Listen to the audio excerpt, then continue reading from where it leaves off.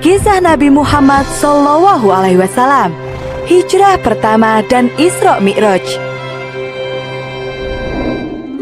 Pada masa awal periode dakwah, Rasulullah mengalami banyak sekali halangan. Para pemimpin Quraisy datang menemui Abu Thalib, paman Rasulullah. Mereka adalah para pembenci Rasulullah. Tolong sampaikan pada Muhammad, demi nama baik keluarga kalian, dia harus berhenti berdakwah. Namun, permintaan itu ditolak oleh Rasulullah. Demi Allah, meskipun seluruh anggota keluarga mengucilkanku, aku akan terus berdakwah menyebarkan ajaran Islam. Rasul terus-menerus menyerukan kepada kaumnya bahwa tiada Tuhan selain Allah, dan semua berhala-berhala yang mereka sembah tidak memiliki kekuatan apapun. Dakwah itu memancing kemarahan kaum Quraisy. Mereka pun berencana untuk menjatuhkan Rasulullah. Selama ini, Muhammad tidak pernah tertarik pada kekuasaan. Dia dikenal jujur dan tidak pernah berbohong. Sangat sulit jika kita ingin menghukumnya. Jika tidak bisa menghukum Muhammad, kita hukum saja para pengikutnya. Kemudian, penindasan terhadap umat muslim pun dimulai. Sasaran mereka adalah orang-orang miskin dan para budak. Jemur mereka di tengah padang pasir. Jangan diberi makan ataupun minum. Teriak Abu Jahal, salah satu tokoh Quraisy yang sangat membenci Rasulullah. Maka, Sumayyah dan keluarganya, budak dari Abu Jahal itu pun diseret dan dijemur di tengah gurun. Segala tipu muslihat dan tekanan terus-menerus dilakukan. Abu Jahal meminta salah satu orang Yahudi untuk menyebarkan berita bohong tentang Rasulullah. Jika engkau berhasil, akan aku beri imbalan harta yang sangat banyak. Namun, usaha itu gagal. Orang itu justru masuk Islam setelah mengetahui sifat Rasul yang pemaaf dan penyayang. Tekanan lain datang dari paman Rasulullah sendiri, yaitu Abu Lahab. Segera ceraikan istri-istri kalian dan putuskan hubungan dengan keluarga Muhammad. Saat itu, putranya Utbah menikah dengan Ruqayyah dan Utaibah menikah dengan Ummu Kulsum. Di waktu yang hampir bersamaan, kedua putri Rasulullah diceraikan oleh suami mereka. Selama masa sulit itu, Abu Thalib selalu melindungi Rasulullah. Dia pergi menemui para pemimpin dari Bani Hashim dan Bani Muthalib. Muhammad adalah orang yang paling bisa dipercaya. Meskipun kalian tidak setuju dengan ajarannya, lindungilah dia, karena dia keluarga kita. Meskipun menolak masuk Islam, namun rasa sayang pada keponakannya tidak pernah berkurang. Ancaman terus-menerus datang.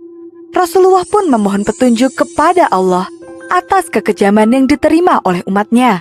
Lalu, Allah menurunkan perintah untuk hijrah. Karena bumi itu luas, selalu ada tempat bagi kaum muslimin.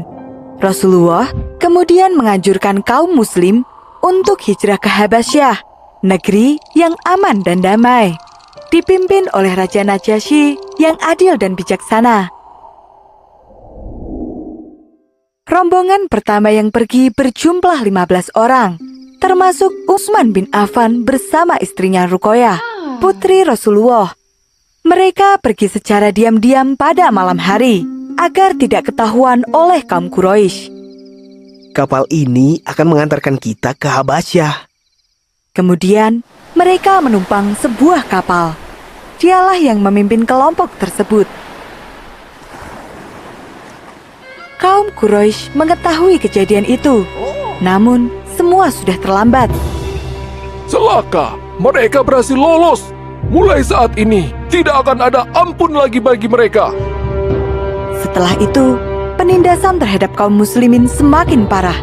Mereka dikucilkan dari semua kegiatan sosial, termasuk pekerjaan, perdagangan, hingga pernikahan. Akhirnya Rasulullah memerintahkan kaum muslimin untuk kembali hijrah ke Habasyah. Rombongan kedua yang berangkat berjumlah 101 orang dan dipimpin oleh Ja'far bin Abi Thalib. Kali ini, kaum Quraisy tidak tinggal diam. Mereka mengutus Amr bin Ash dan Amrah bin Walid ke Habasyah untuk mengganggu kaum muslimin. Bawalah harta benda ini sebagai hadiah. Kalian harus membuat Raja Najasyi mengusir kaum muslimin itu. Amr bin Ash menghasut Raja Najasyi dengan mengatakan bahwa Islam adalah ajaran yang sesat karena tidak mengakui Tuhan-Tuhan nenek moyang. Mereka juga berusaha membujuk dengan bermacam-macam hadiah. Namun, Raja Najasyi tidak percaya begitu saja. Aku akan mendengarkan pendapat dari kedua belah pihak. Dia kemudian memanggil salah satu perwakilan kaum muslimin. Dalam kesempatan itu, Ja'far bin Abu Thalib berperan sebagai juru bicara. Dia menjelaskan apa itu Islam dengan sangat baik kepada sang raja. Dan ketika dia membacakan surat Maryam, Raja Najasyi menangis. Sesungguhnya, ini dan yang dibawa Isa benar-benar keluar dari satu cahaya yang sama. Sejak saat itu, kaum muslimin di Habasyah bisa beribadah dengan aman. Berbanding terbalik, Rasulullah dan para sahabat yang masih bertahan di Mekah semakin terpojok. Hei, ambilkan aku kotoran kambing. Para sahabat Abu Jahal memenuhi permintaan itu. Apa yang akan kamu lakukan dengan ini? Aku akan memberikannya pada Muhammad. Kemudian, Abu Jahal berjalan mendekati Rasulullah yang sedang sholat. Dan ketika Rasul sujud, Abu Jahal meletakkan kotoran itu di antara bahu Rasul.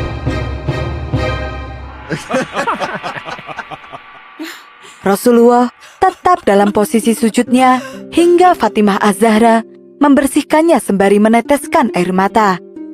Itu adalah sedikit cerita tentang kekejaman kaum Quraisy terhadap Rasulullah.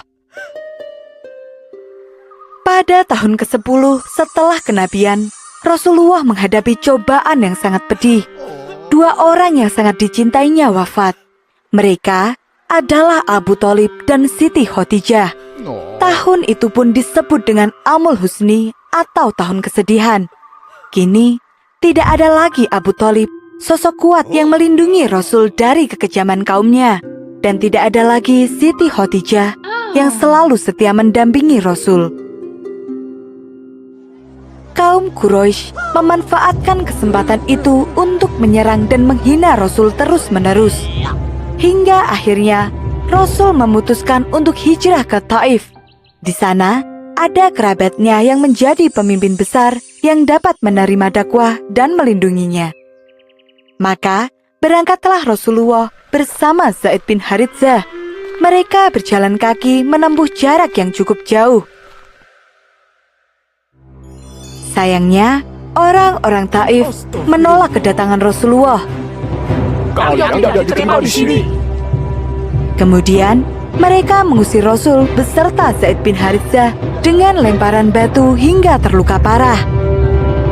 Dalam perjalanan pulang menuju Mekah, Rasul berdoa, Ya Allah, tunjukkanlah jalan yang lurus kepada kaumku, karena sesungguhnya mereka tidak mengerti. Di tengah kesedihan dan kesulitan yang dirasakan Rasulullah, Allah menunjukkan mukjizatnya yang sangat luar biasa. Pada malam itu, Rasulullah sedang berada di Hatim dekat Ka'bah. Malaikat Jibril datang menghampiri dan membelah dadanya, kemudian membersihkannya dengan air Zam-Zam.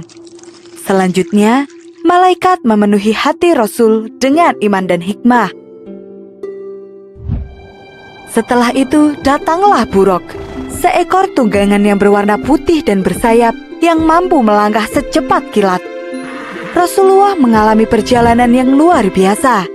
Dari Masjidil Haram di Mekah ke Masjidil Aqsa di Palestina yang disebut dengan Isra, perjalanan malam. Setelah sampai di Masjidil Aqsa, Rasulullah melakukan sholat 2 rakaat. Dari Masjidil Aqsa, malaikat Jibril mendampingi Rasulullah naik ke langit sampai Sidratul Muntaha yang disebut dengan Mi'raj. Perjalanan yang begitu jauh dan mustahil itu hanya ditempuh dalam waktu 1 malam. Peristiwa itu terjadi pada tanggal 27 Rajab tahun 621 Masehi dan dikenal dengan nama Isra Mi'raj. Ketika sampai di langit pertama, Rasulullah bertemu dengan Nabi Adam. Di langit kedua, bertemu dengan Nabi Yahya dan Nabi Isa. Kemudian, di langit ketiga hingga ketujuh, bertemu dengan Nabi Yusuf, Nabi Idris, Nabi Harun, Nabi Musa, dan Nabi Ibrahim. Kemudian Rasul bertemu dengan Allah Subhanahu wa Ta'ala. Aku memenuhi panggilanmu, wahai Tuhan. Banyak sekali karunia yang diberikan oleh Allah Subhanahu wa Ta'ala kepada Rasulullah. Di antaranya, 1. Allah menjadikan Rasulullah sebagai kekasihnya. 2. Menjadikan umat Islam sebagai golongan pertama yang dibangkitkan dari kubur dan pertama dihisab. 3. Diberi 8 kebaikan, yaitu Islam, hijrah dari Mekah ke Madinah, jihad, sedekah, sholat, puasa Ramadan, memerintah kebaikan, dan melarang keburukan.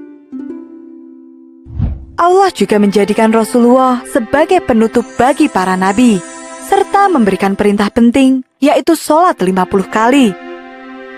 Selesai berdialog dengan Allah, Rasul kembali turun. Dalam perjalanan, Rasul kembali bertemu dengan Nabi Musa di langit keempat.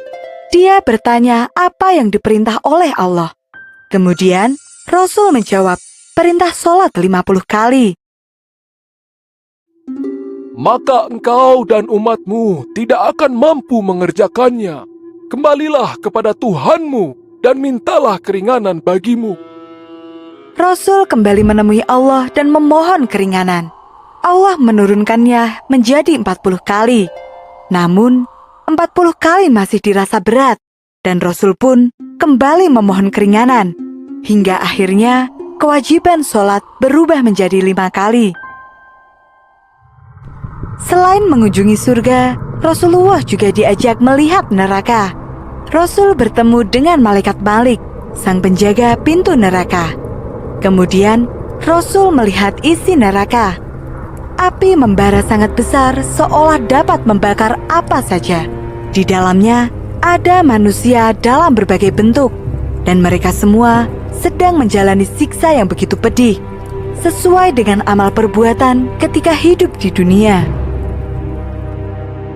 Ketika Rasul kembali ke bumi, Rasul kemudian menyampaikan apa yang dialaminya. Saat itu, Rasul bercerita kepada Abu Jahal dan kawan-kawannya. Sekali lagi, mereka tidak mau percaya. Bagaimana bisa manusia pergi sejauh itu dalam waktu 1 malam? Apa yang engkau katakan itu mustahil bisa terjadi. Kabar tentang peristiwa Isra Mi'raj itu pun segera tersebar ke seluruh penjuru kota Mekah. Dan Abu Bakar, salah satu sahabat sekaligus tokoh besar, menyatakan bahwa dia percaya pada semua yang dikatakan Rasulullah. Karena itulah Abu Bakar mendapat gelar Asy-Siddiq yang mempunyai arti membenarkan. Iman dan takwa kaum muslimin pun semakin meningkat. Namun, perjuangan mereka melawan kaum Quraisy masih panjang.